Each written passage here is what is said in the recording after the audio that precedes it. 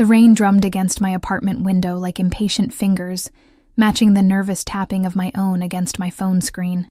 The small one-bedroom apartment that had been my sanctuary for the past year felt suddenly claustrophobic, the walls closing in with each passing minute. The scent of instant coffee lingered in the air, mixed with the faint smell of damp laundry I'd hung to dry earlier that morning. Beyond the rattling window, Chicago's skyline glittered through the downpour, lights blurred into watery smears against the night sky. "Stupid, stupid, stupid," I whispered, my voice barely audible over the storm. The text message glowed on my screen, sent 20 minutes ago to a number I should never have had in my contacts. The moment I'd hit send, regret had crashed through me like a physical wave. "Miss me yet?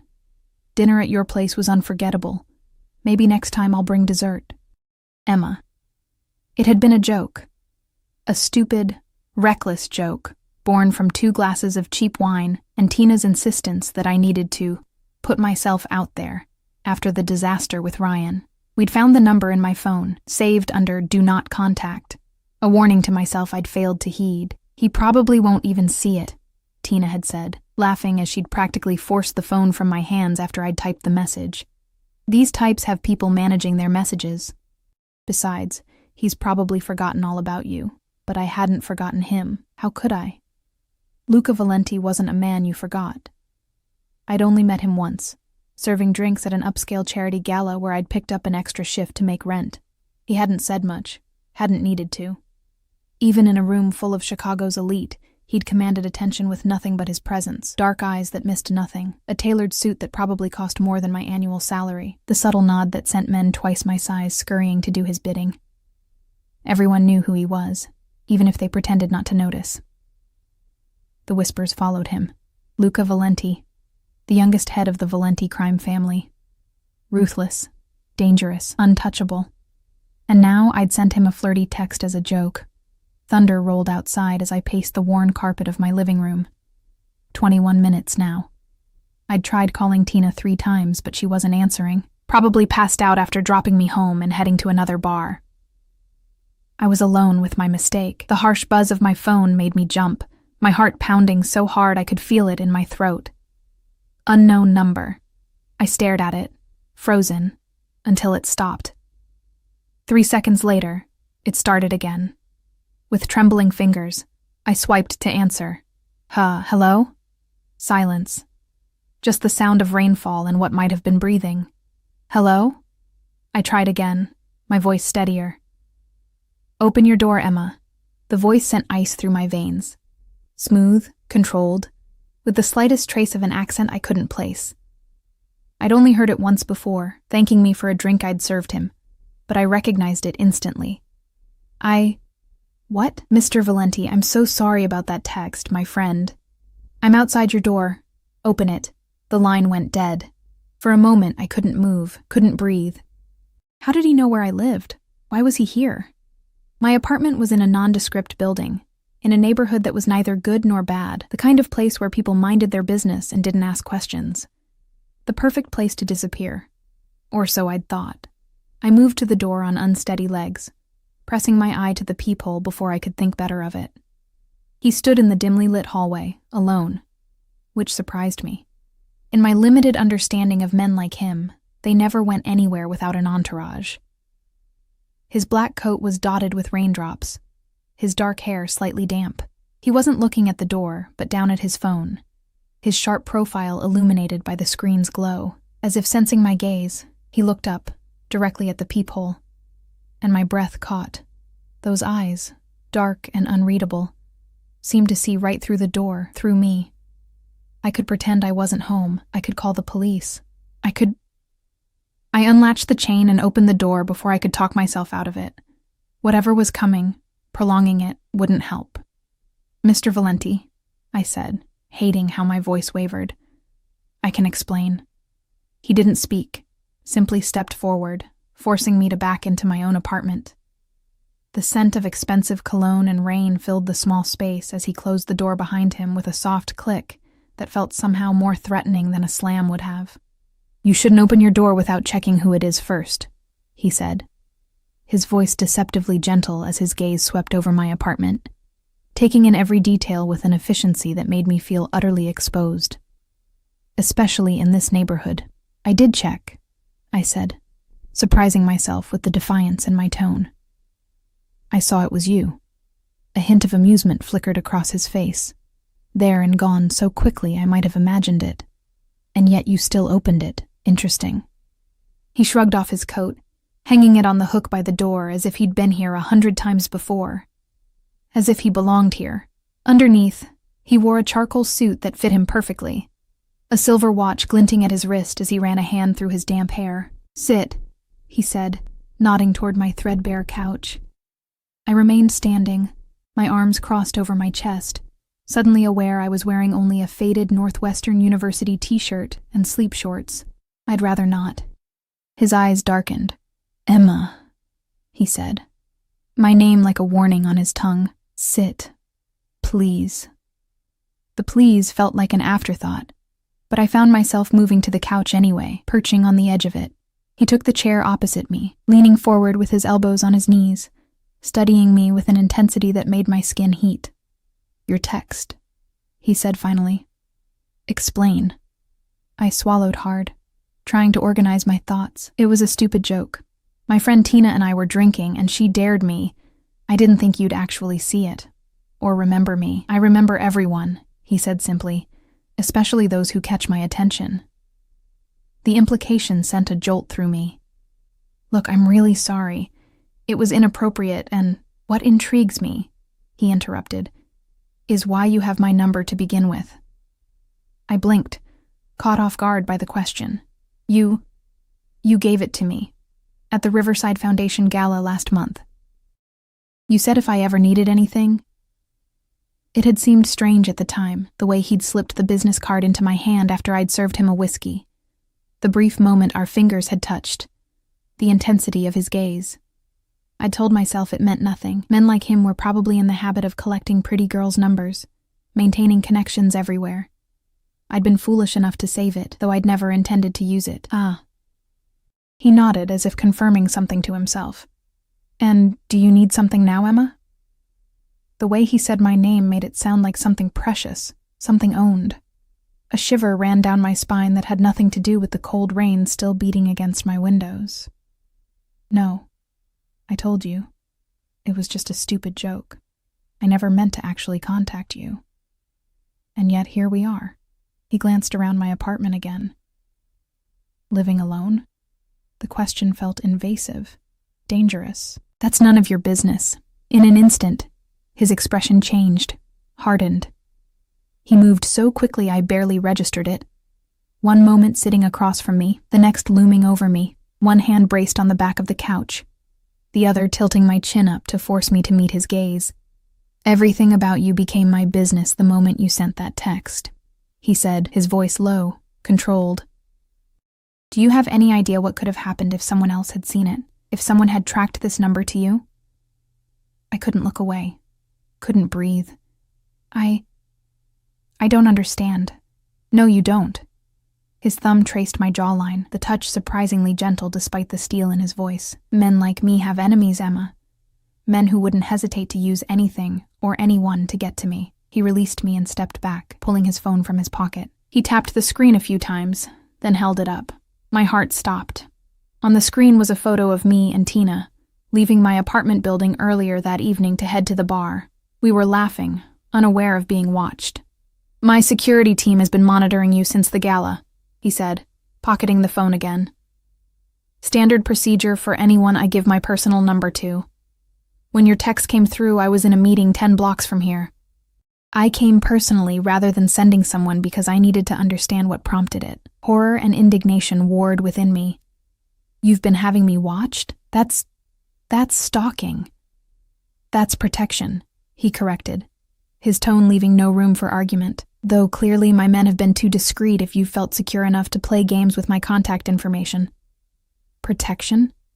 The word hung between us, loaded with implications I wasn't sure I wanted to examine. "I don't need your protection. I don't need anything from you. It was a mistake to text you, and I'm sorry, but now I'd like you to leave." The smile that curved his lips held no humor. "It's not that simple anymore." "Why not?"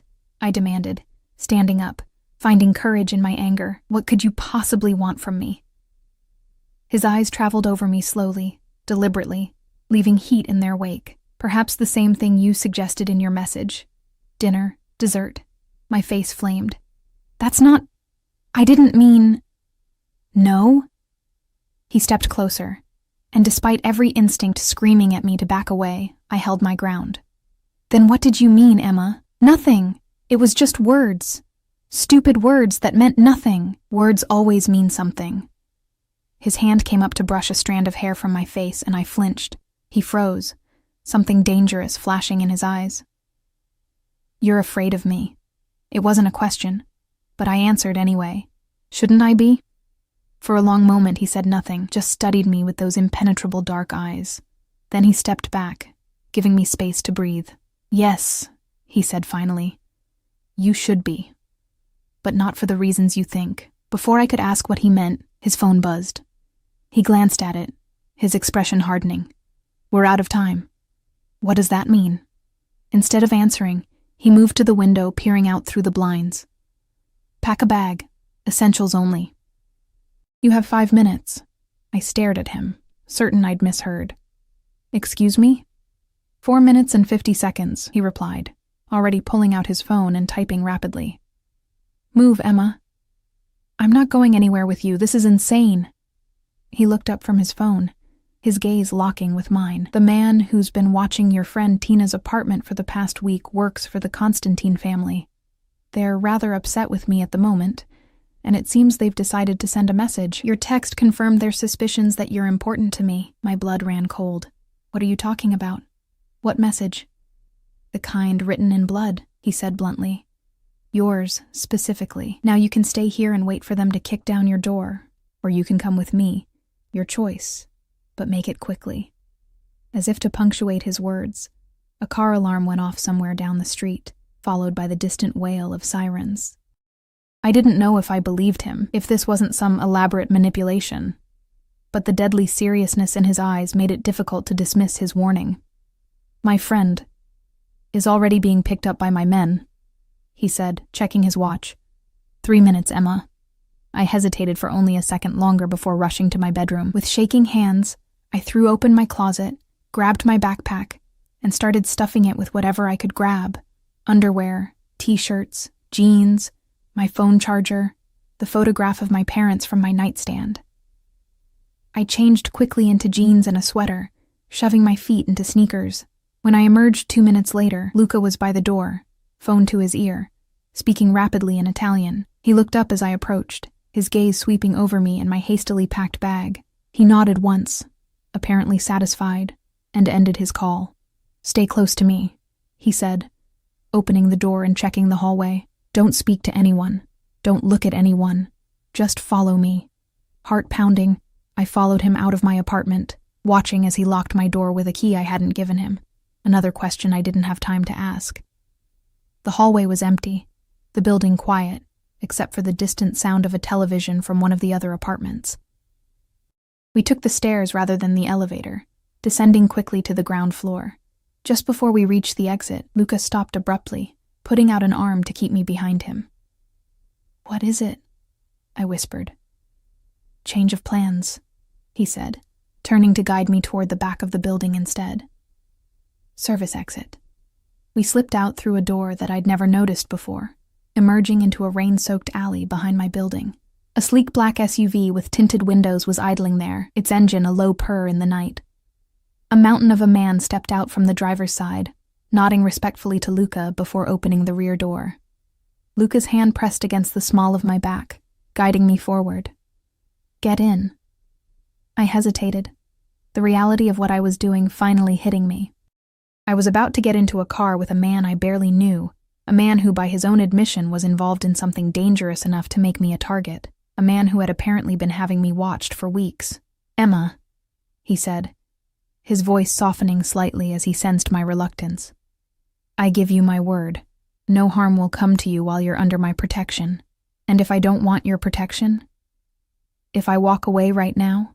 His expression darkened. Then I can't guarantee what happens next. A threat or a warning? I couldn't tell. and I didn't have time to figure it out. The wail of sirens was getting closer, and there was an urgency in Luca's posture that hadn't been there before. I made my choice.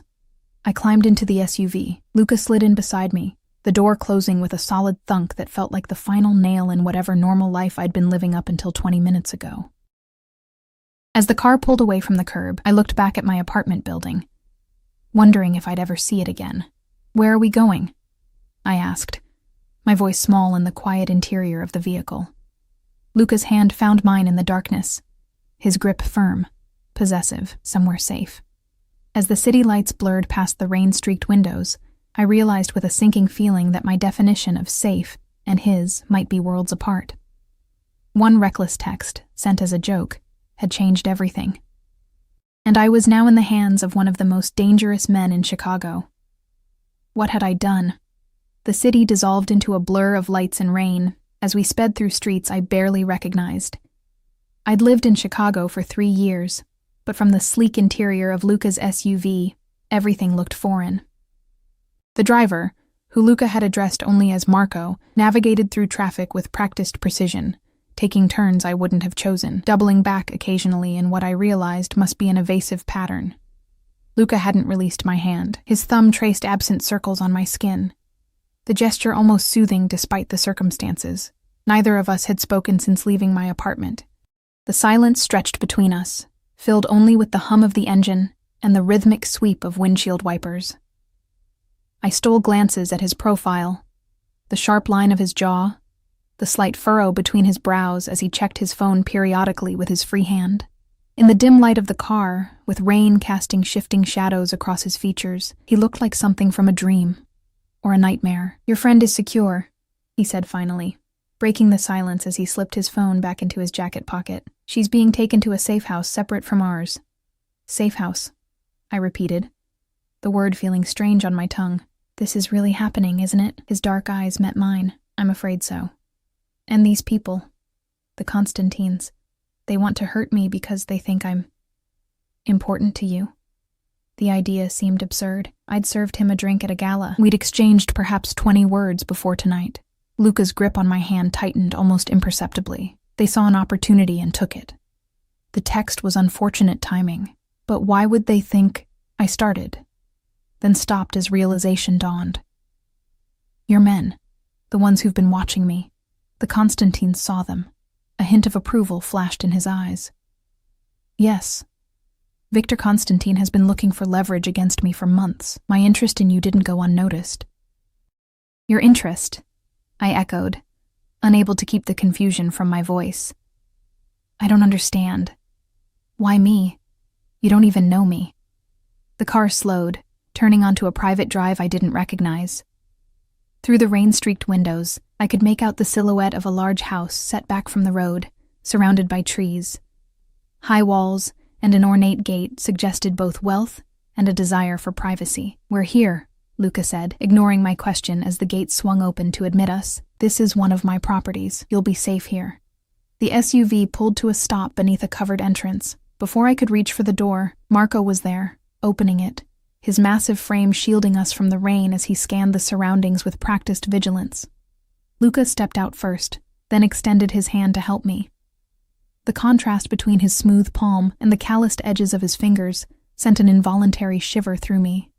These were hands that had done things, hard things, violent things perhaps, yet his touch remained gentle as he guided me toward the entrance. The house was a modern fortress disguised as a luxury residence. Floor-to-ceiling windows overlooked what appeared to be a lake, though in the darkness I could only make out the distant shimmer of water. The interior was minimalist, all clean lines and expensive simplicity. Nothing looked lived in. "You don't actually live here, do you?" I asked, taking in the pristine space. "No," Luca admitted, shrugging off his suit jacket and loosening his tie. The casual gesture felt oddly intimate. "This is a contingency residence. Only a few trusted people know of its existence." Marco disappeared down a hallway with my backpack, leaving us alone in the vast living room. Without the buffer of another person, the air between Luca and me seemed charged, heavy with unasked questions. "You should eat something," he said, moving toward what I presumed was the kitchen. "It's been a stressful evening." I followed, unwilling to be left alone in this strange place. That's one way of putting it. The kitchen was all gleaming surfaces and state-of-the-art appliances that looked untouched.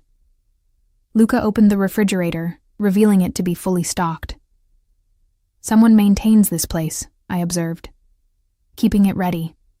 I maintain many such properties, he said, removing containers that appeared to contain prepared meals, necessity in my line of work. And what exactly is your line of work, Mr. Valenti? I asked, watching as he transferred food to plates with surprising domesticity, besides terrifying women by showing up at their doors in the middle of the night. His lips curved into what might have been a smile as he placed the plates in a microwave. Please call me Luca, and I think you know what I do. I did. Everyone in Chicago knew the Valenti name, though most were smart enough not to discuss it openly.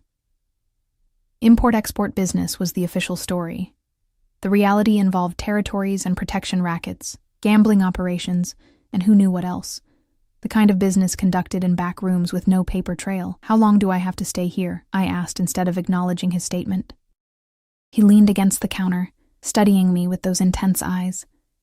Until I'm confident the threat has been neutralized. A few days, perhaps longer. I have a job, you know. A life. Had. He corrected, the gentleness in his tone doing nothing to soften the finality of the word. That life is gone, Emma. The moment the Constantines identified you as a person of interest, your old life ceased to exist. I'm sorry. The microwave beeped, but neither of us moved. His words hung in the air between us, devastating in their simplicity. You're sorry? I repeated, anger finally breaking through the shock that had carried me this far. You're sorry? You've been having me watched for weeks. You've made me a target in whatever game you're playing with these people. You've forced me to leave my home. And now you're telling me I can never go back, and all you have to say is you're sorry? I hadn't realized I'd been moving toward him until I was right in front of him, fists clenched at my sides, trembling with rage. Up close, I could see the faint shadow of stubble on his jaw, the impossible length of his eyelashes, the barely perceptible scar that cut through his right eyebrow. What would you have me say? He asked, his voice dangerously soft. The truth. Why me? What do you want from me? For a long moment, he just looked at me, something unreadable flickering in his dark eyes. Then he reached out, his hand coming to rest on the side of my neck, thumb brushing my pulse point. The touch was light, but I felt trapped nonetheless, caught in the gravity of his presence. You remind me of someone I lost, he said finally. The resemblance.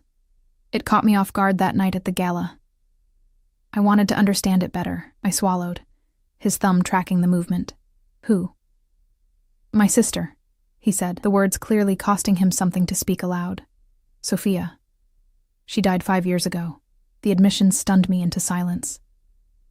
Of all the answers I'd imagined, this hadn't been one of them. The pain in his eyes looked genuine, a crack in the armor of control he wore so effortlessly. I'm sorry, I said automatically, then winced at how inadequate the words sounded. His hand fell away from my neck. The food is getting cold, just like that. The moment was over. He turned back to the microwave, retrieving our plates with mechanical efficiency. I followed him to a dining table that overlooked the dark water, still trying to process what he'd revealed. We ate in silence for a while, some kind of pasta dish that would have been delicious under normal circumstances. As it was, each bite felt like a struggle against the tightness in my throat. How did she die? I finally asked, unable to contain my curiosity. Luca's fork paused halfway to his mouth. He set it down carefully. Car bomb. Meant for me. The bluntness of his answer made me flinch. God, that's awful. Don't say you're sorry again, he interrupted, his voice sharp. It was a long time ago, but the grief in his eyes told a different story. 5 years hadn't dulled the pain, hadn't even begun to heal the wound. Is that why you had me watched? Because I look like her? He took a sip of water before answering. Initially, but then I became concerned for your safety. Because of the Constantines? Because of the company you keep? His gaze hardened. Your ex-boyfriend, Ryan Sullivan. He's involved with people who traffic more than just drugs. The mention of Ryan sent ice through my veins. We'd broken up 6 months ago after I'd discovered his cocaine habit, a habit that had apparently escalated since our split. If the rumors Tina occasionally reported were true, how do you know about Ryan? I make it my business to know everything about the people in my territory, he said simply, as if this explained his intrusion into my personal life, especially those connected to people who interest me. I haven't spoken to Ryan in months, I said defensively. We're completely done. He doesn't seem to share that sentiment. He's been watching your apartment, following you to work. Did you know that? I set down my fork, appetite gone. No, Luca echoed. Of course not. You walk around with your headphones in, unaware of your surroundings. You leave your drink unattended at bars. You get into cars with strangers after they've forced their way into your apartment. A muscle ticked in his jaw. You make it remarkably easy for people to hurt you, Emma. His criticism stung, all the more because I suspected he was right. I'd always prided myself on my independence, but perhaps I'd confused independence with carelessness. So you've been watching me to, what? Protect me from my ex? Among other things. What other things? He didn't answer immediately, instead rising to take our plates to the kitchen. I followed, unwilling to let him evade the question. What other things, Luca? He turned to face me, his expression unreadable again. Perhaps I simply found you intriguing. There was something in his tone, something that made heat rise to my cheeks despite everything. You don't even know me. I know more than you think, he countered. I know you work 2 jobs, bartending and something with books that you're passionate about. I know you send money to someone in Seattle every month.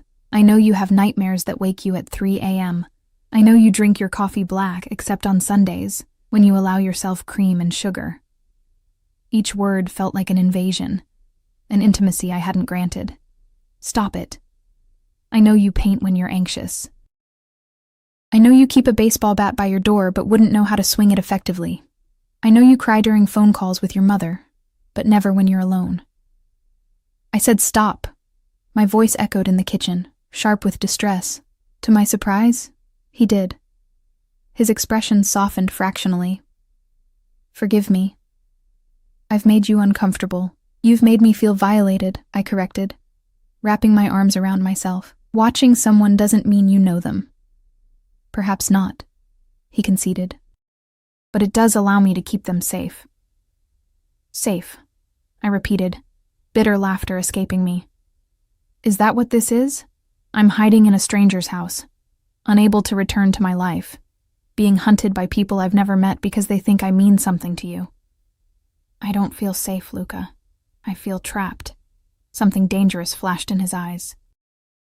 Would you prefer I had left you in your apartment? Let the Constantines take you? Because I assure you, Emma, what they would have done to you makes this...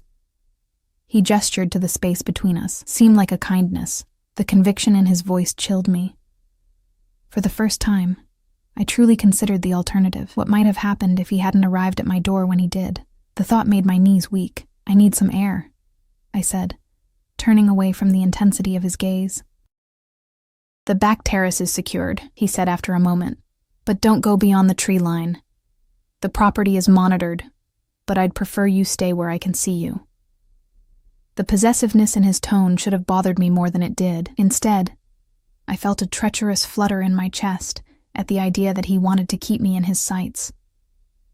I found my way through a set of glass doors to a stone terrace that overlooked the lake. The rain had stopped, leaving behind a misty silence broken only by the gentle lapping of water against the shore. The air was cool, heavy with the scent of wet earth and pine. I breathed it in deeply, trying to clear my head. Behind me, I heard the soft click of the door opening, then closing. I didn't turn, but I felt Luca's presence as he came to stand beside me at the railing. I never meant for any of this to happen, he said, his voice quiet against the backdrop of night sounds. I only wanted to understand why seeing you affected me the way it did. And did you? Understand? He was silent for so long I thought he might not answer. When he finally spoke, his voice had a vulnerability I hadn't heard before. No. The resemblance to Sophia is there. Yes, but my interest in you has become something else entirely. I turned to look at him then, studying his profile against the night sky. What has it become? His eyes met mine, and the intensity in them made my breath catch. An obsession, he admitted. One I've tried and failed to control. The confession hung between us, dangerous and thrilling in equal measure. I should have been frightened. I should have backed away. Instead, I found myself swaying toward him, drawn by some force I couldn't name. "Luca," I whispered, uncertain what I meant to say next. His phone rang, shattering the moment. The vulnerability vanished from his expression as he answered it, speaking in rapid Italian that sounded tense, urgent. I watched as his posture stiffened, his free hand clenching into a fist at his side. When he ended the call, his face had transformed completely, becoming the mask of the dangerous man I'd glimpsed in his threats earlier. "What is it?" I asked, dread pooling in my stomach. "The Constantines," he said, already moving toward the door, gesturing for me to follow. "They found your friend Tina before my men could reach her." I froze, terror gripping me. "Is she alive?" he said quickly. "But they're using her to draw you out. They've sent a message." Inside, he led me to a laptop on the kitchen counter, opening it to reveal a video call waiting to connect. The screen flickered to life, showing a terrified Tina tied to a chair, her mascara streaked down her cheeks, a bruise darkening her left cheekbone. "Emma," she cried when she saw me. "Emma, I'm sorry. I'm so—" A hand appeared in the frame, slapping her hard enough to snap her head to the side. I gasped, instinctively reaching toward the screen as if I could somehow protect her. A man moved into view, tall, blonde, with the kind of handsome features that might have been charming in another context. His cold smile made my blood run cold. "Miss Campbell," he said, his accent thick, Eastern European.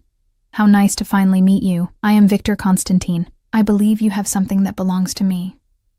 I looked at Luca in confusion, but his eyes were fixed on the screen, his expression murderous. "I don't know what you're talking about," I said, turning back to the video. "Please don't hurt her. She has nothing to do with this." Victor laughed, the sound chilling in its genuine amusement. "Oh, I think you do know. You see, we've been watching you for some time.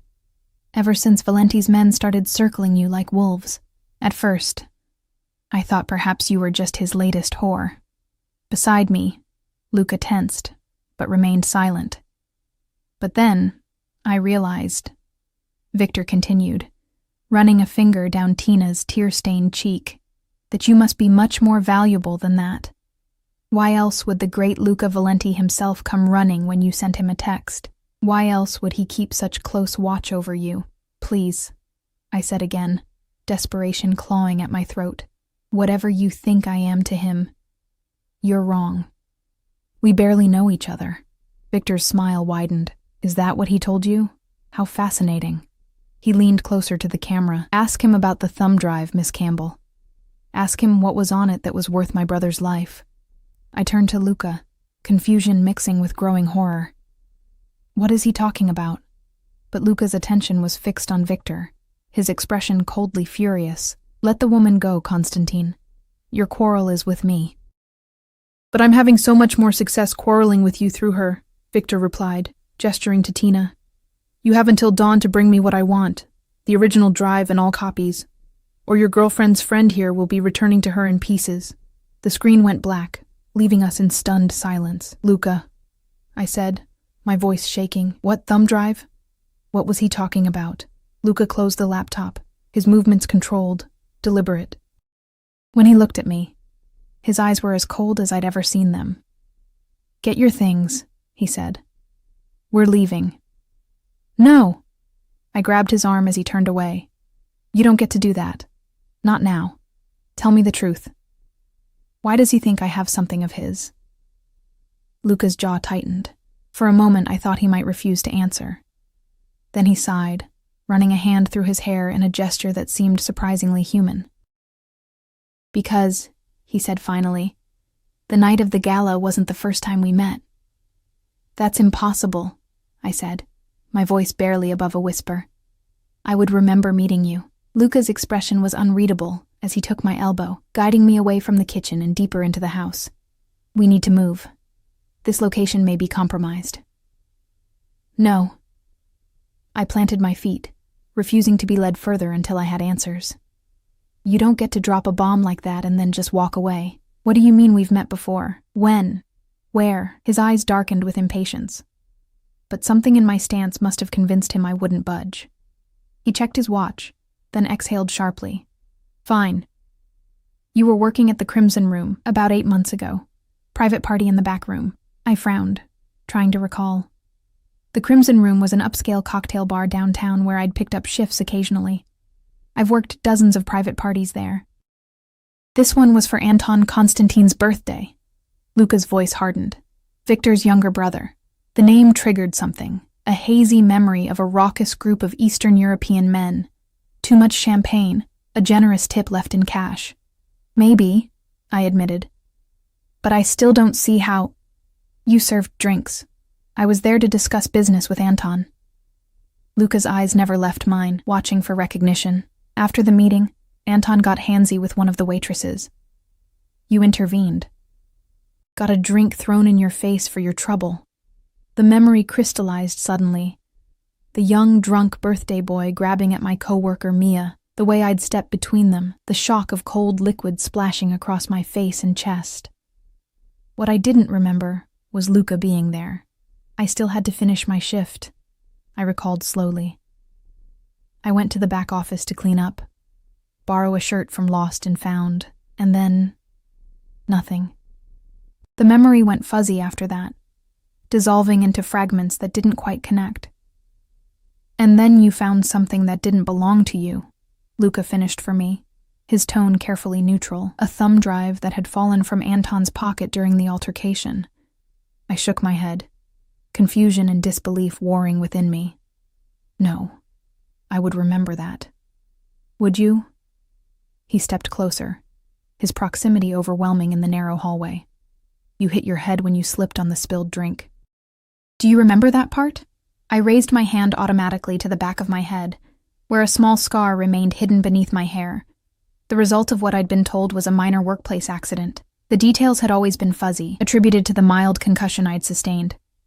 That's convenient, I said, fighting the creeping sense that he might be telling the truth. I conveniently don't remember finding something that apparently got people killed. I'm not lying to you, Emma. There was something almost like hurt in his eyes. I wish I were. It would make this simpler. Make what simpler? None of this makes sense. The sound of a car engine outside interrupted us.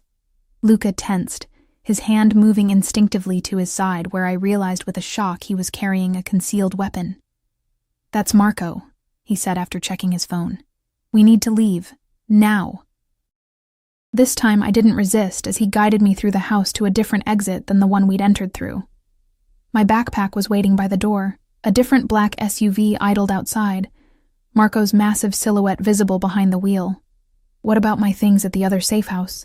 I asked, remembering that Marco had taken my backpack there. This is your bag, Luca replied. Marco brought it when he returned. Get in the car, Emma. Please. The please sounded forced, a concession to civility when what he clearly wanted was to simply push me into the vehicle. I climbed in anyway, my mind still reeling from his revelation. Luca slid in beside me, and within moments we were moving, the lights of the lakeside house disappearing behind us. Where are we going now? I asked, watching the unfamiliar landscape slip past the windows. We seemed to be heading away from the city. Somewhere the Constantines won't think to look, Luca replied, his attention on his phone as he sent a series of texts. Somewhere even most of my own people don't know about. And Tina? We can't just leave her with those people. Luca's jaw tightened. We're not. My men are tracking the signal from the video call. Once we have a location, we'll move. Move how? Call the police? The look he gave me was almost pitying. The police are not an option, Emma. Not for this. The implication hung heavy in the air between us. Whatever he planned to do to rescue Tina would fall well outside the boundaries of law. I should have been horrified, should have demanded he take me to the nearest police station. Instead, I found myself nodding, accepting his answer with a resignation that surprised me. We drove in silence for nearly an hour, leaving the sprawl of Chicago far behind. The landscape grew more rural, houses giving way to fields and forests. Finally, The SUV turned onto an unmarked road that wound through dense woods. After several minutes of bumping along what was little more than a dirt track, we emerged into a clearing where a cabin stood, its windows dark. Unlike the sleek modernism of the lake house, this place looked rustic, almost ordinary. The kind of weekend retreat a normal person might own. Only the subtle presence of security cameras tucked beneath the eaves suggested it was anything more. "My father built this place before I was born," Luca explained as Marco checked the perimeter. "It's not in my name or connected to the family in any official records." The interior was surprisingly warm and comfortable, a stark contrast to the sterile luxury of the lake house. Worn leather furniture, a stone fireplace, bookshelves filled with actual books rather than decorative objects. It looked lived in, loved even. "You spend time here," I observed, running my fingers along a shelf where a fine layer of dust should have been, but wasn't. Luca nodded, removing his suit jacket and shoulder holster with practiced efficiency. The sight of the gun made the reality of our situation hit home again. This man was dangerous, potentially deadly, and I was alone with him in the middle of nowhere. "It's where I come when I need to think," he said, setting the holster on a side table within easy reach. "No one will find us here, except your man Marco," I pointed out. "Marco has been with me since I was a child," Luca replied, moving to what appeared to be a liquor cabinet. "He's the only one I trust completely." He poured 2 glasses of amber liquid, whiskey, I guessed, and offered me one. I hesitated before accepting it, suddenly aware of how thirsty I was. "Just sips," he advised, his tone softening slightly. "It's stronger than you're used to." I took his advice, the liquor burning a pleasant path down my throat, warming me from the inside. "You were going to explain about the thumb drive." Luca took a seat in one of the armchairs, gesturing for me to take the other. I remained standing, needing the psychological advantage of height, minimal though it was against his seated form. "The drive contained evidence," he said after a moment. "Financial records, dates, names, the kind of evidence that could destroy several powerful families, mine included." "So it was what? Blackmail material?" "Insurance," he corrected.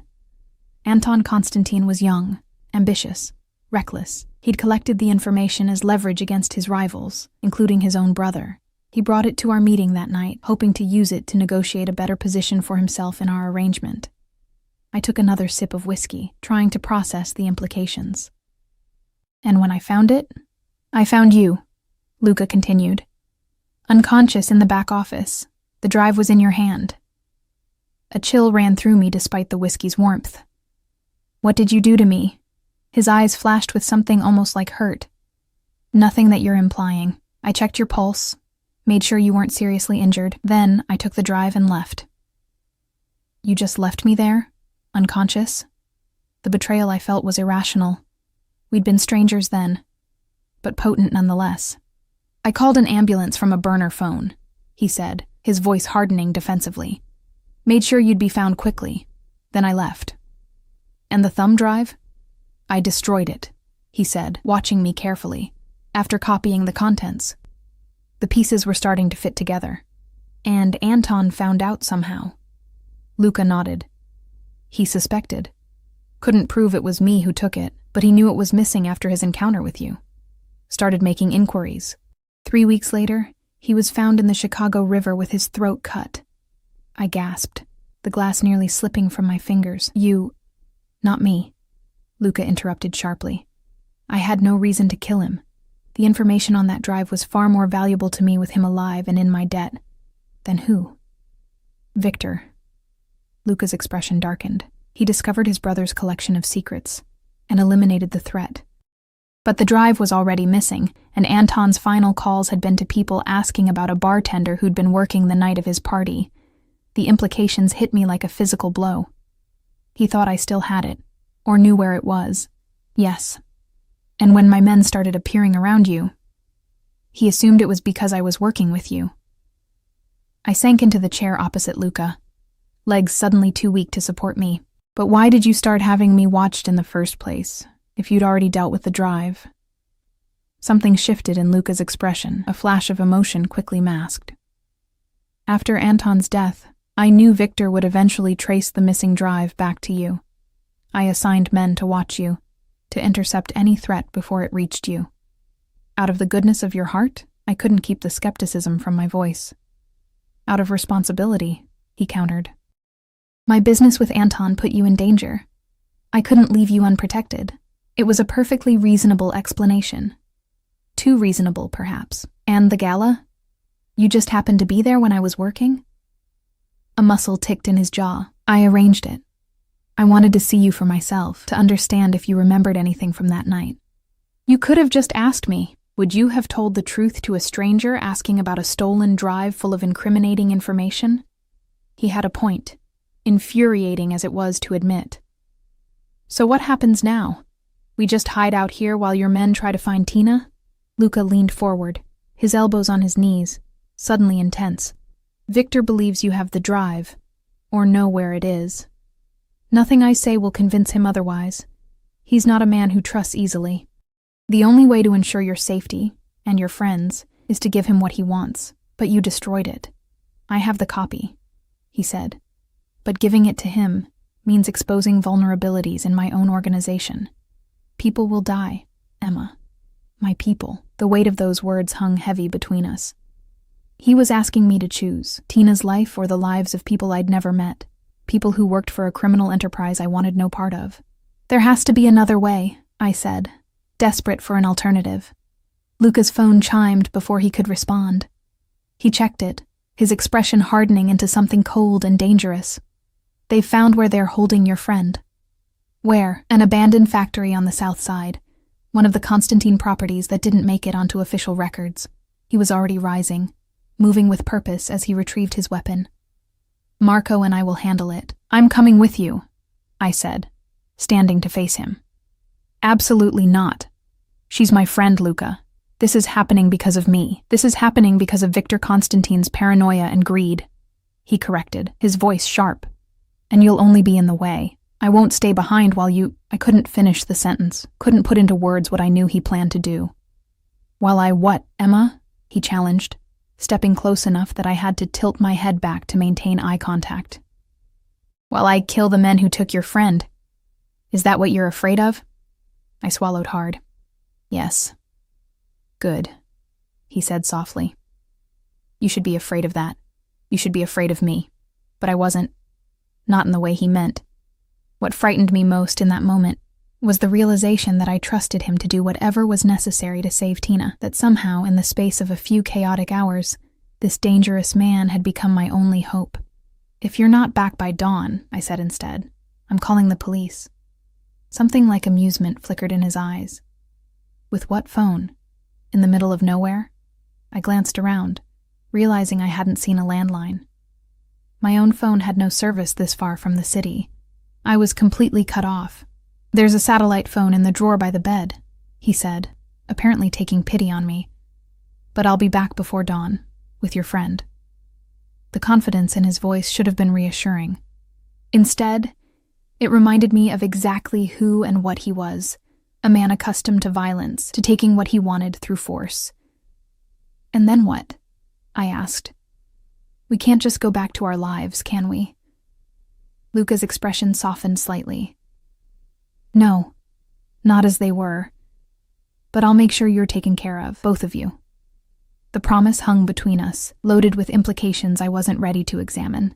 Before I could respond, the door opened and Marco entered, his expression grim. It's time, Luca said, turning away from me. There's food in the kitchen. Don't open the door for anyone but me. And then they were gone, leaving me alone in the quiet cabin with nothing but my thoughts and fears for company. The hours crawled by with excruciating slowness. I paced the cabin, examining my surroundings more carefully now that I was alone. Despite Luca's claim that this was a personal retreat, there were few truly personal items. No photographs, no mail, nothing that might reveal anything intimate about the man who owned it. In the bedroom, I found evidence of his presence in more subtle ways. A book on the nightstand with a ticket stub marking his place. A sweater draped over a chair that looked too worn to be anything but a favorite. I touched these items gingerly, feeling like an intruder, but desperate for some insight into the man who had upended my life so completely.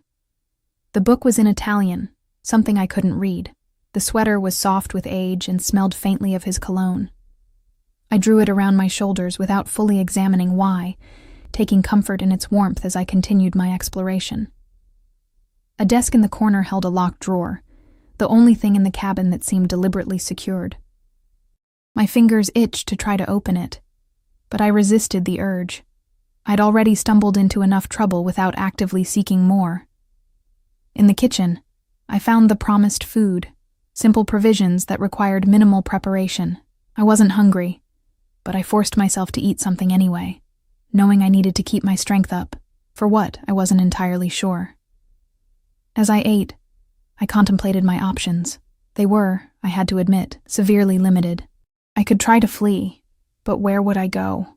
I had no transportation, no phone service, and no idea where I was. Even if I managed to reach civilization somehow, Victor Constantine's men would still be looking for me, and Tina would still be in danger. I could wait for Luca to return, hope that his rescue mission succeeded, and then, what? Accept whatever new life he arranged for me? The thought should have terrified me, but instead it sent a complicated mix of emotions swirling through my chest. In the span of one night, everything I knew had been stripped away. My apartment, my job, my sense of who I was and what my life meant. All of it suddenly felt like a facade, a flimsy construction that had collapsed at the first real test. And beneath the rubble, a disturbing thought was taking shape. Maybe this chaos, this danger, this man, maybe this was more real than anything I'd experienced before. I was still wrestling with this unsettling idea when I heard a car approaching. My heart leapt into my throat as I moved to the window, peering cautiously through the blinds. The black SUV had returned, pulling up in front of the cabin. Luca emerged first, his clothing disheveled, a dark stain on his white shirt that I prayed wasn't blood. Marco followed, supporting a figure between them that I recognized with a surge of relief. "Tina!" I cried, rushing to open the door despite Luca's earlier warning. My friend looked up at the sound of my voice, her face pale and tear-streaked but gloriously, wonderfully alive. "Emma?" I ran to her, taking her weight from Marco as she stumbled toward me. She felt fragile in my arms, trembling like a leaf in a storm. "It's okay," I whispered, guiding her inside. "You're safe now." Luca followed us in, his expression unreadable as he watched our reunion. There was definitely blood on his shirt, I realized, but he moved without any sign of injury. The blood wasn't his. "She needs rest," he said, his voice controlled, professional, "and probably a doctor, but that will have to wait until morning." I led Tina to the couch, helping her sit as she clung to my hand like a lifeline. "What happened?" I asked, looking between her and Luca. "What did they do to you?" "They didn't..." Tina swallowed hard, her voice hoarse. "They just scared me. A lot. Said they'd start cutting off fingers if..." She broke off, fresh tears spilling down her cheeks. "It's over now," I soothed, though I had no right to make such promises. Luca disappeared into another room, returning moments later with a glass of water and what appeared to be prescription pills. "For the pain," he explained, offering them to Tina. "Nothing too strong." She hesitated, looking to me for guidance. I nodded, and she accepted them with shaking hands. "Thank you," she said, her voice small as she looked up at Luca, "for coming for me." Something shifted in his expression, a momentary softening that vanished as quickly as it had appeared. "You should rest," he said again, turning away. I helped Tina to the bedroom, settling her under the covers. She was asleep almost instantly, exhaustion and medication pulling her under. I watched her for a few moments, reassuring myself that she was really here, really safe, before returning to the main room.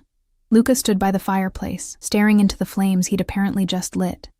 He'd changed his shirt, I noticed, but there was still a smudge of something dark on his wrist. He'd rolled his sleeves up, revealing forearms corded with muscle and marked with scars I hadn't noticed before.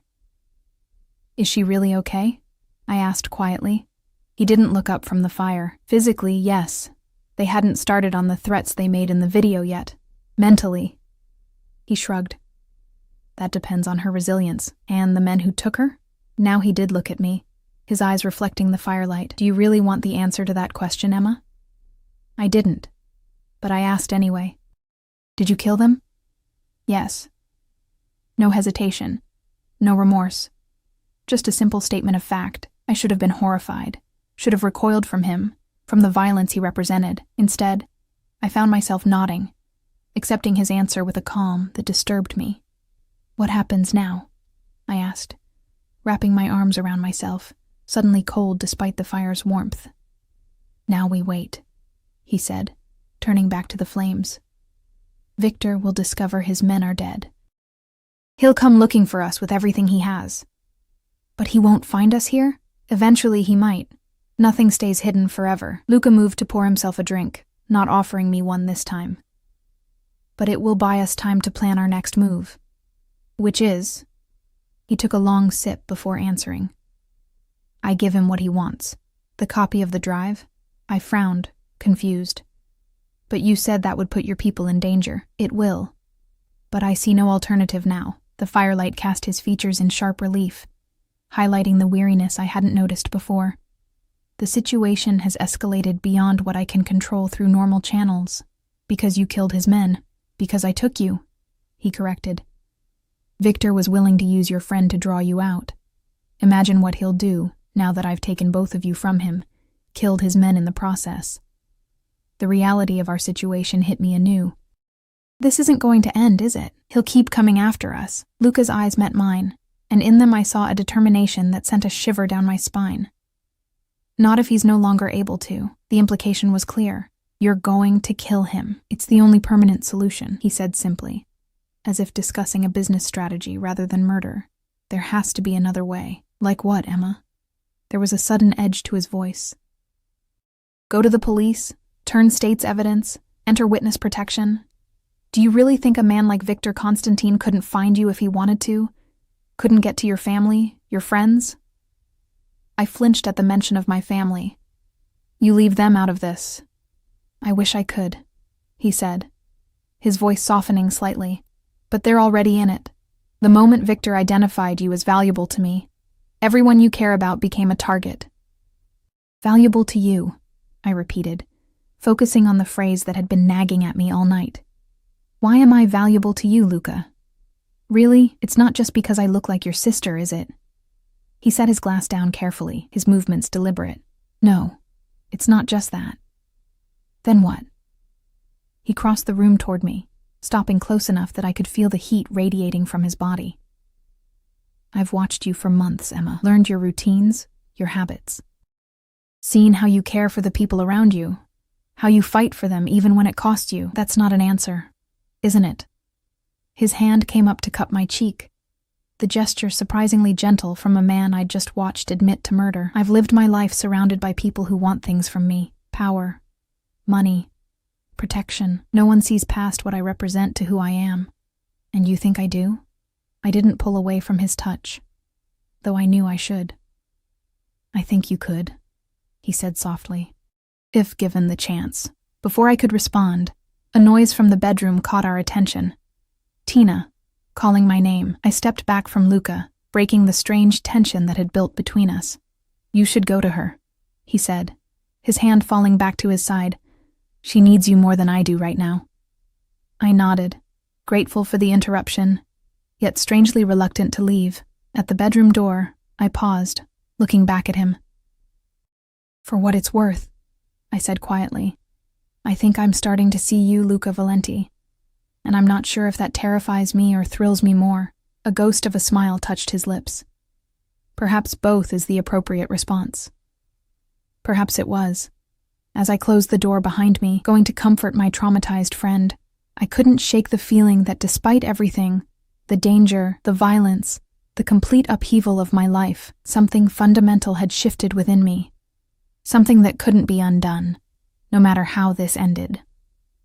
And in the quiet of my mind, a treacherous thought formed. Maybe I didn't want it to be undone. Morning arrived with pale light filtering through unfamiliar windows. I'd spent the night beside Tina, listening to her breathe, reassuring her when nightmares jolted her awake. Now she slept peacefully, the worst of her fear seemingly exhausted.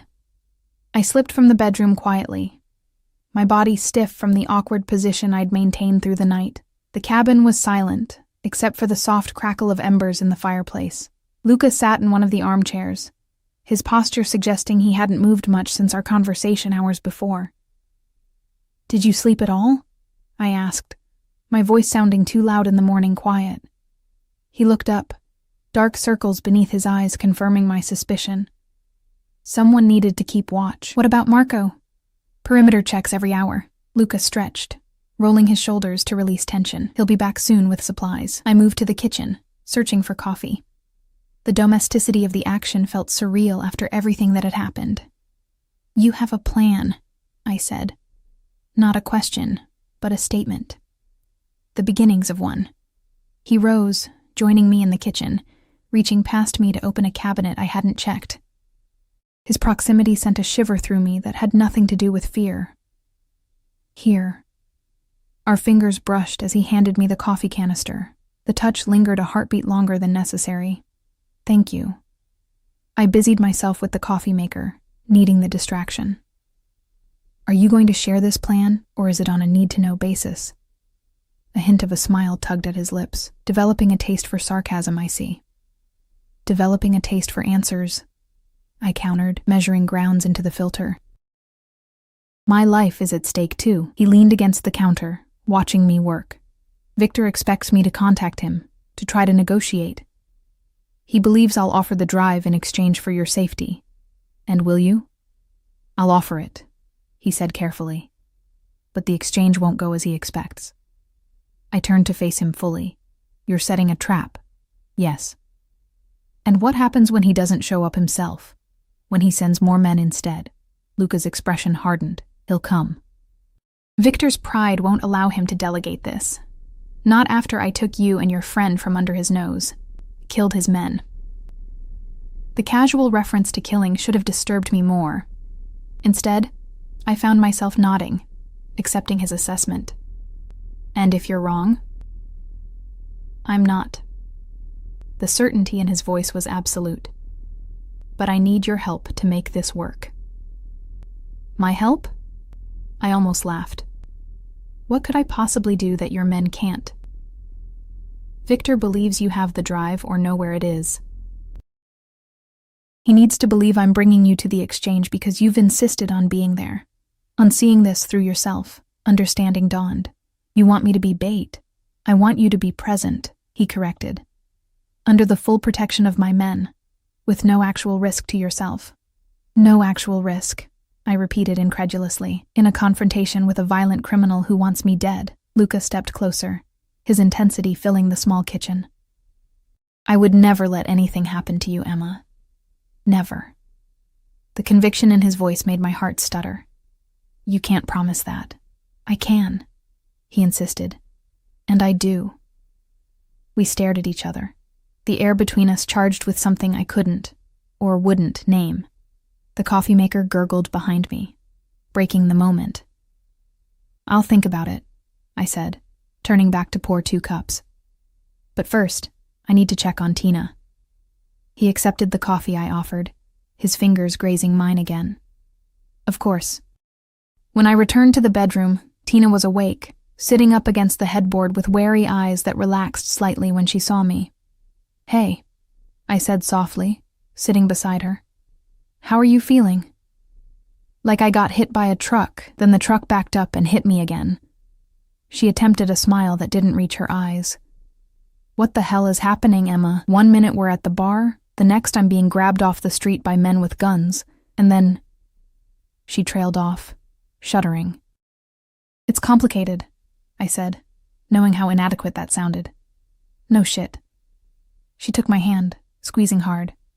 "That man, Luca, he killed people last night, to save me." Her voice dropped to a whisper. "I saw it happen, Emma.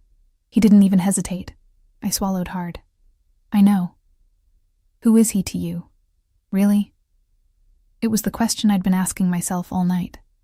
"I'm not sure yet," I admitted. "But he's the only reason we're both still alive."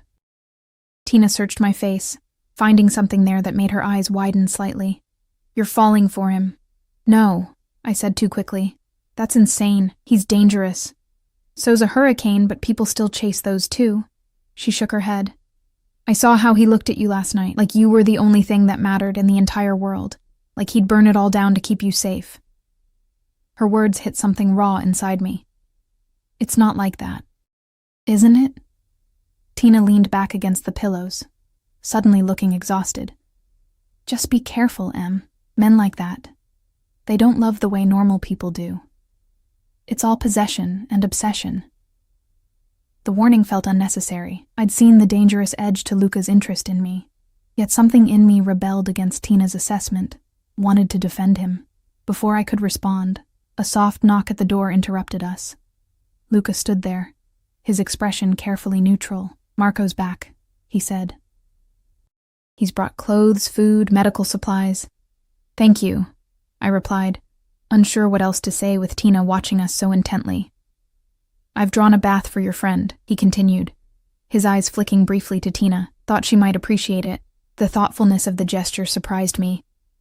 That would be great, wouldn't it, Tina? She nodded, still watching Luca warily. Yeah, thanks. I helped her to the bathroom, where a steaming bath awaited, complete with towels and fresh clothes laid out. Once she was settled, I returned to find Luca in the kitchen, unpacking groceries with a domestic ease that seemed at odds with everything I knew about him. That was kind, I said, leaning against the doorframe. The bath. He glanced up, then continued his task. It's a basic comfort. Everyone deserves that after trauma.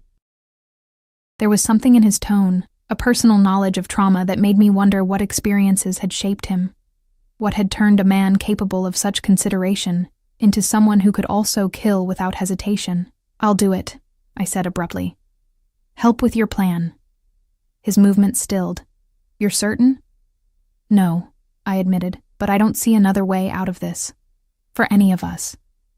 He turned to face me fully, studying me with an intensity that made me feel transparent. Thank you. Don't thank me yet. I have conditions.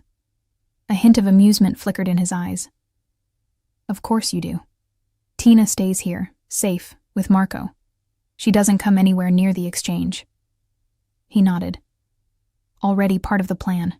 And when this is over, assuming we survive, you help us disappear. New identities, new lives. Somewhere Victor's associates can't find us.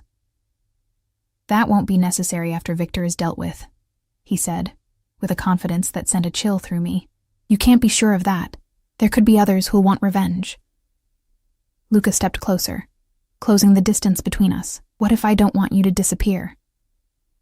The question hung between us, loaded with implications. What do you mean? You know what I mean. His voice softened. From the moment I saw you, truly saw you, not just the resemblance to Sophia, I've been unable to get you out of my mind. The thought of you vanishing from my life. He trailed off, jaw tightening. I don't find that acceptable. What you find acceptable isn't the point, I said, fighting to keep my voice steady despite the way my heart raced. My life isn't yours to control. No, he agreed, surprising me. It isn't. But I am offering you a choice. What choice? Stay, he said simply. With me. Under my protection. The offer stunned me into momentary silence. As what? Your prisoner? Your pet? Anger flashed in his eyes. As my partner, if that's what you want. Or simply as someone under my protection, maintaining whatever life you choose to build. The terms would be yours to set. It was the last thing I'd expected. This dangerous man offering me agency, choice. Why? His expression softened fractionally. Because in all my years of watching people, calculating their motives and manipulating their desires, you're the only one who's ever looked at me and seen past the name, the power, the violence.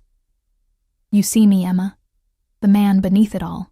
You've killed people, I said, needing to remind us both of this fundamental truth. Yes, he acknowledged without hesitation, and I'll kill again to protect what's mine. I won't pretend to be something I'm not, but with you. He reached out slowly, giving me time to pull away, and brushed a strand of hair from my face. With you, I could perhaps be more than what I've been.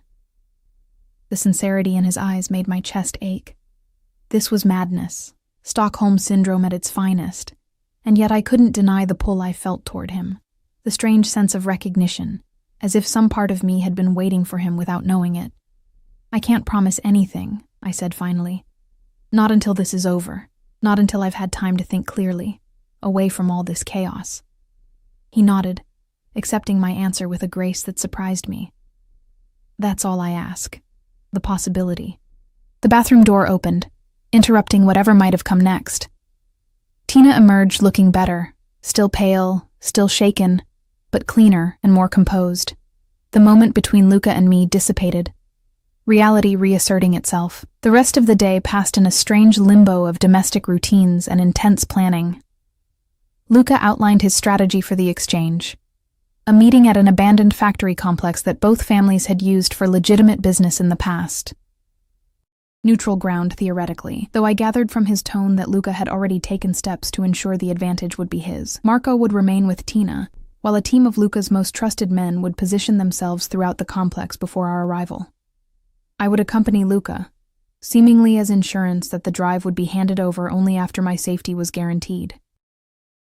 In reality, I would be wearing a bulletproof vest beneath my clothes and would remain in the car until Victor's arrival was confirmed and the situation secured. "He'll expect a double cross," I pointed out, as we reviewed the plan for the third time.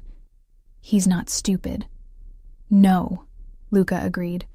"He's not stupid, but he is predictable.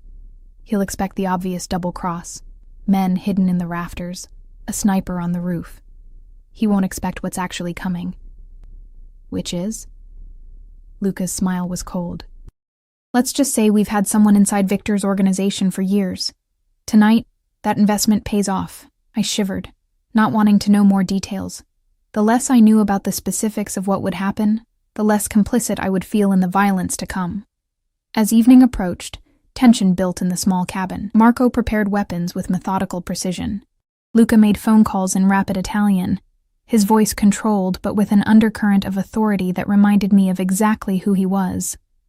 Not just the man who'd shown me kindness and concern, but a leader of men capable of orchestrating death from a distance. Tina watched it all with a detachment that worried me, her eyes vacant except when they fixed on me. Then they filled with a concern that made guilt twist in my stomach. "You don't have to do this," she said when we had a moment alone. "We could still run, find a police station, ask for protection." "And say what?"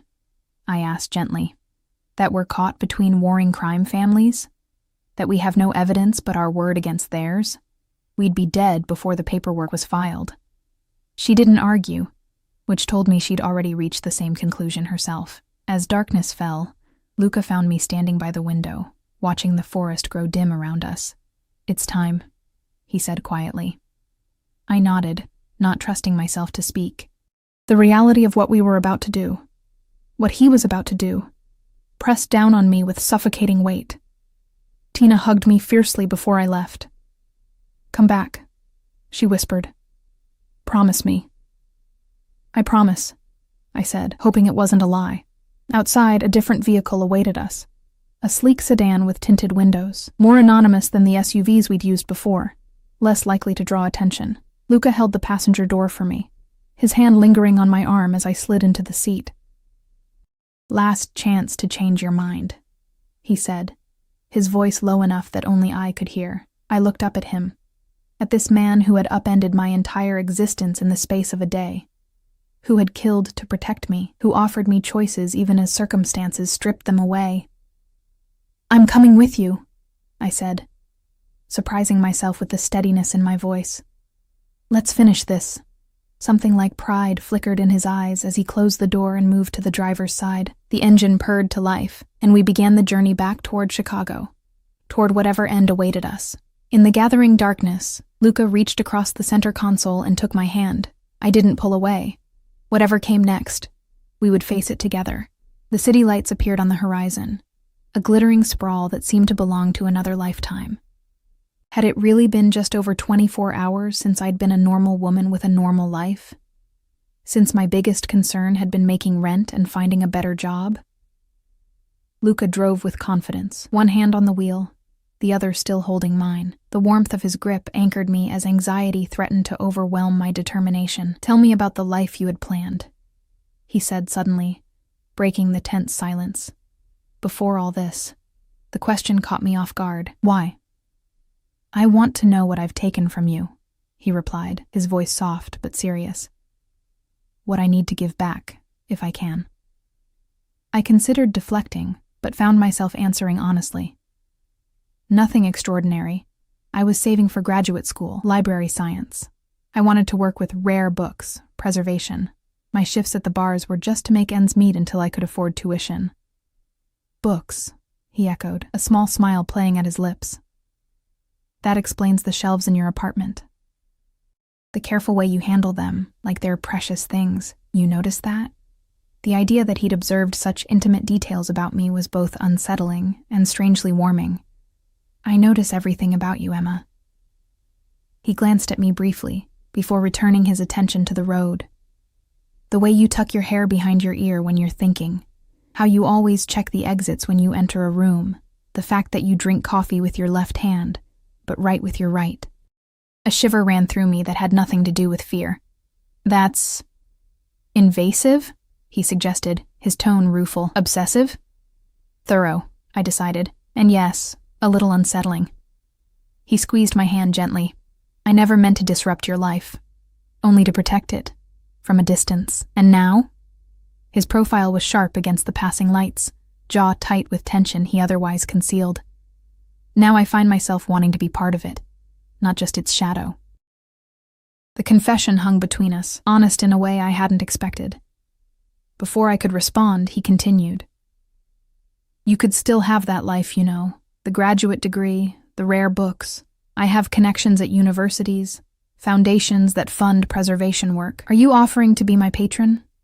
I asked, unable to keep a hint of incredulity from my voice. "I'm offering to make amends," he corrected. "To ensure that after tonight, you can pursue whatever future you want." "With or without?" He cut himself off, jaw tightening. "With or without you," I finished for him. He nodded once, sharp and precise. We lapsed into silence as the city enveloped us, the familiar streets now seeming alien, threatening. Luca navigated through less traveled routes, avoiding main thoroughfares where cameras might track our passage. Finally, we turned into an industrial area, the buildings growing more dilapidated with each block. "We're being followed," Luca said suddenly, his voice calm despite the words.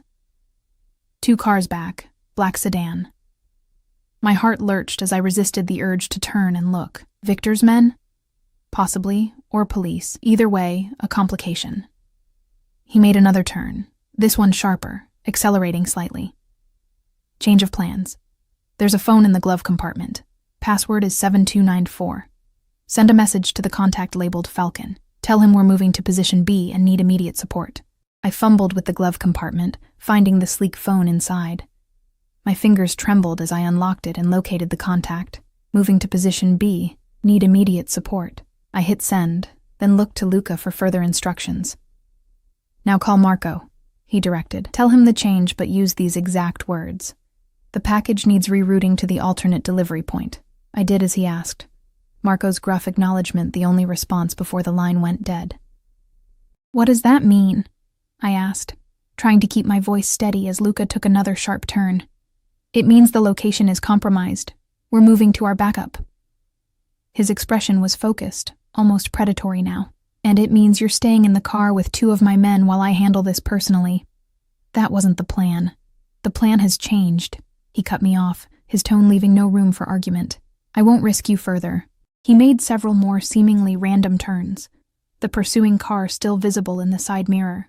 Then, without warning, he accelerated into an alleyway so narrow I was certain we wouldn't fit. The sedan scraped through with inches to spare, emerging into a small courtyard behind what appeared to be an abandoned warehouse. 3 identical black SUVs waited, engines running. Men in dark clothing stood beside them, weapons visible.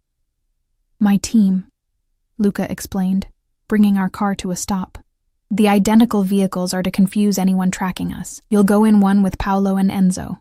I'll take another. The third will serve as a decoy." Before I could respond, he was out of the car, striding toward the waiting men with an authority that transformed him. This was Luca Valenti in his element, the controlled businessman replaced by the commanding presence of a man born to power. I watched as he issued rapid instructions, the men nodding with efficient respect.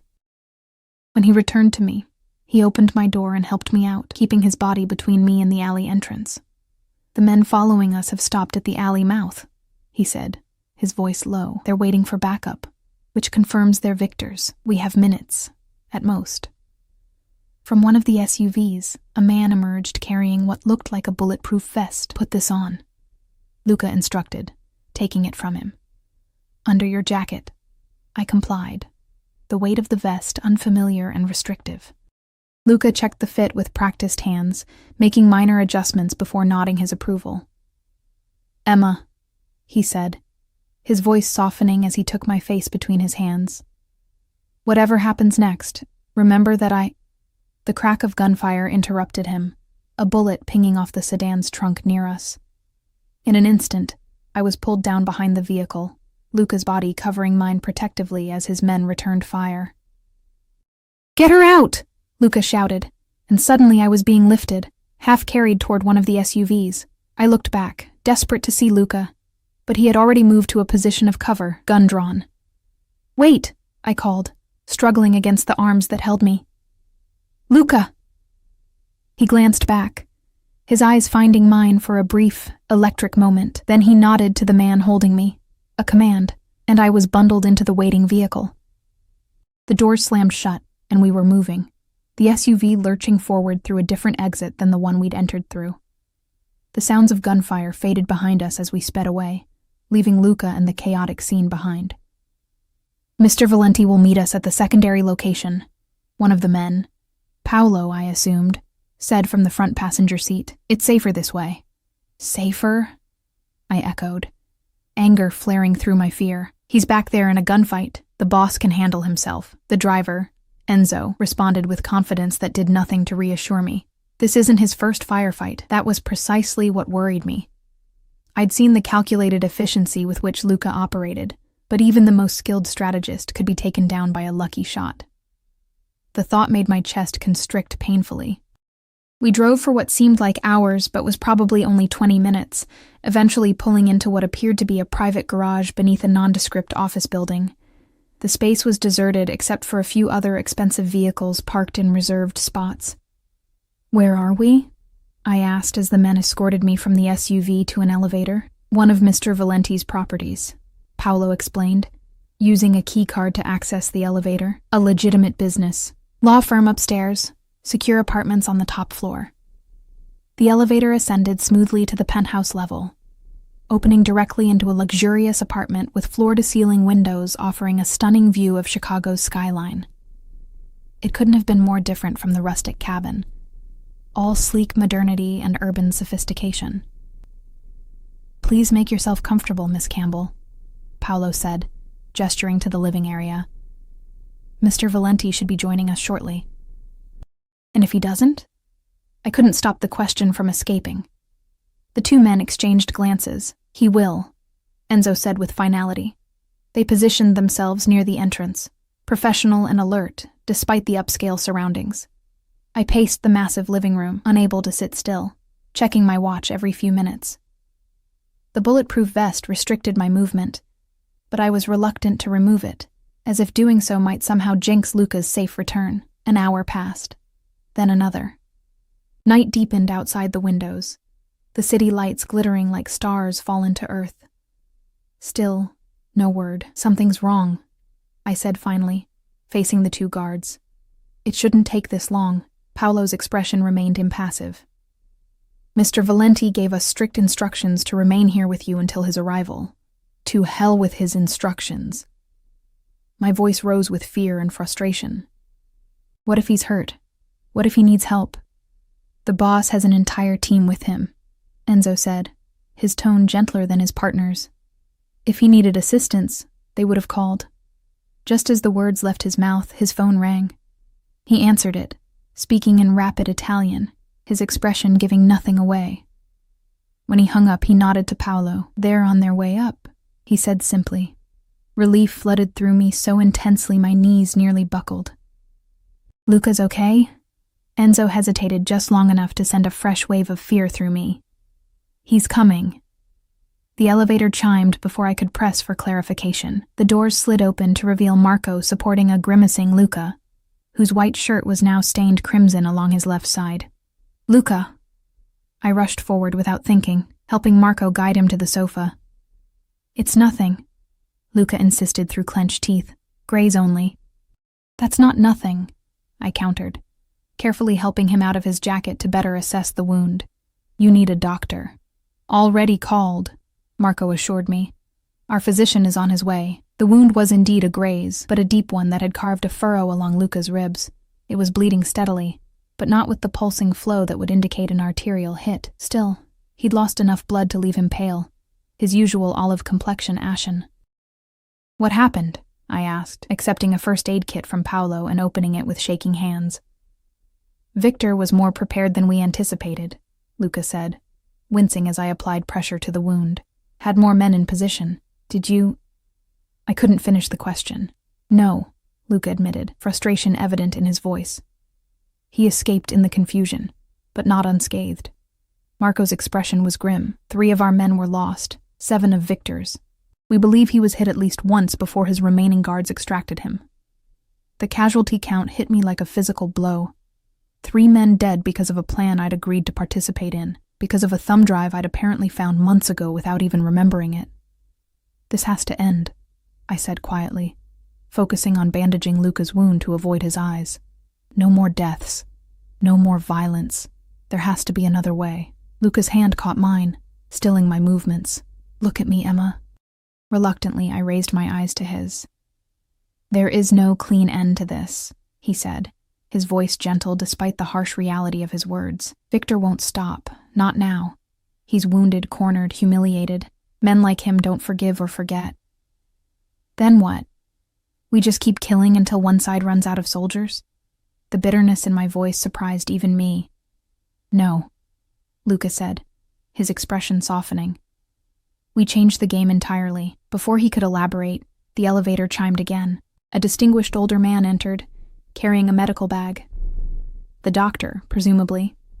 He set to work immediately, cleaning and properly dressing Luca's wound with practiced efficiency, administering antibiotics, and what I suspected was a strong painkiller given how Luca's tense posture gradually relaxed. When the doctor finished, Marco escorted him out, leaving us alone with Paolo and Enzo still standing guard by the entrance. "Give us the room," Luca instructed them. They hesitated only briefly before complying, moving to positions in the hallway outside. "What did you mean, change the game?" I asked once we were alone. Luca shifted to sit more upright, grimacing slightly with the movement. "The drive contains more than just information on the Valenti and Constantine organizations. It has proof of corruption reaching into the highest levels of Chicago law enforcement, politics, judiciary." My eyes widened as understanding dawned. "You're going to release it?"